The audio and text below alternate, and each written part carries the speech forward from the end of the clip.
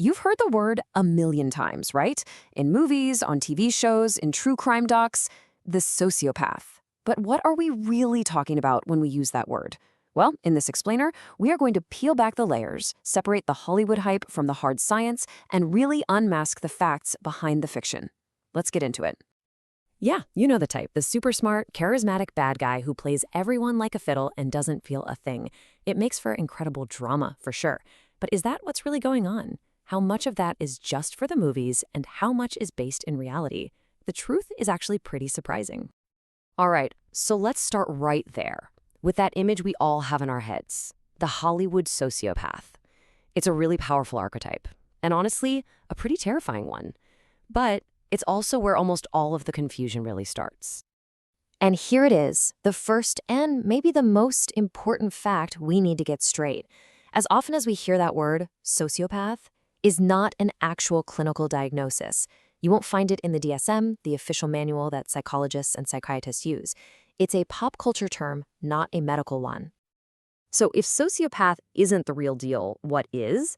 Well, clinicians have a very specific diagnosis they use, and it's called Antisocial Personality Disorder, or ASPD for short. This is where we step away from the myths and into the medical facts. So this is the official definition, straight from the diagnostic manual. And the keywords here are pervasive pattern.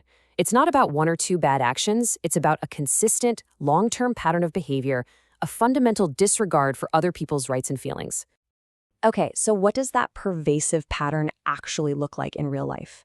The diagnosis isn't just a vague idea. It's based on a checklist of very specific observable traits. Let's break those down. So when you look at these key traits, you really start to see a picture form. First, there's manipulation and deceit, using others for personal gain. Then there's a serious lack of guilt or remorse. They might hurt someone and just rationalize it or not care at all. You'll also see a pattern of irresponsible behavior, like not being able to hold down a job. A clear disregard for social norms, what's considered right and wrong. Major difficulties in relationships, often with a lot of aggression. And finally, a history of repeatedly breaking the law. Now, this is a really important point. Even though breaking the law is on the list, it's a huge misconception that everyone with ASPD is a criminal. That's one of the biggest things we get wrong, thanks to TV and movies. Remember, the diagnosis is about the whole pattern of behavior, not just one part of it.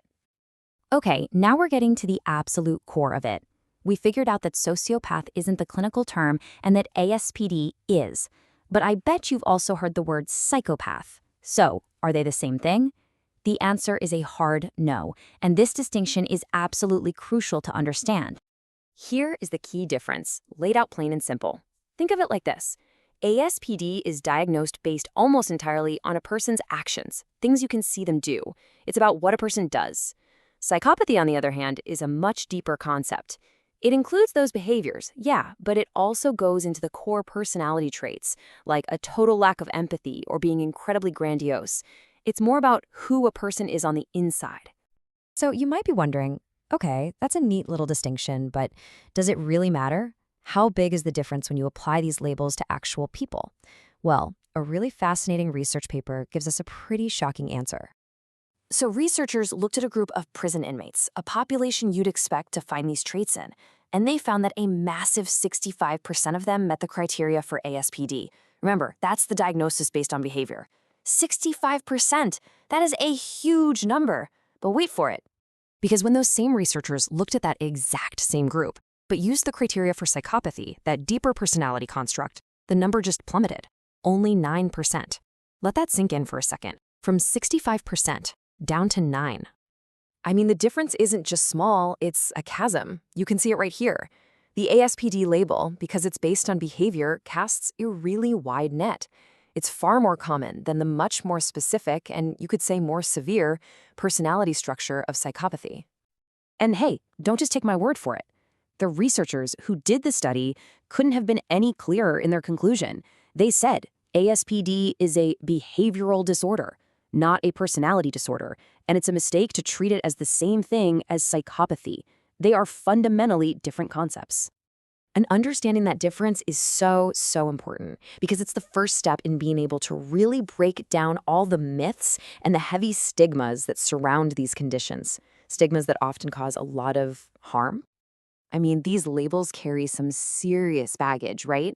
There's an immediate assumption of danger or violence, a belief that people with these traits are totally incapable of forming real emotional bonds, that they have no morals or just completely self-centered.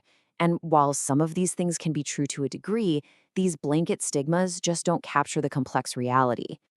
And that brings us to what might be the most damaging stigma of all, the idea that it's hopeless.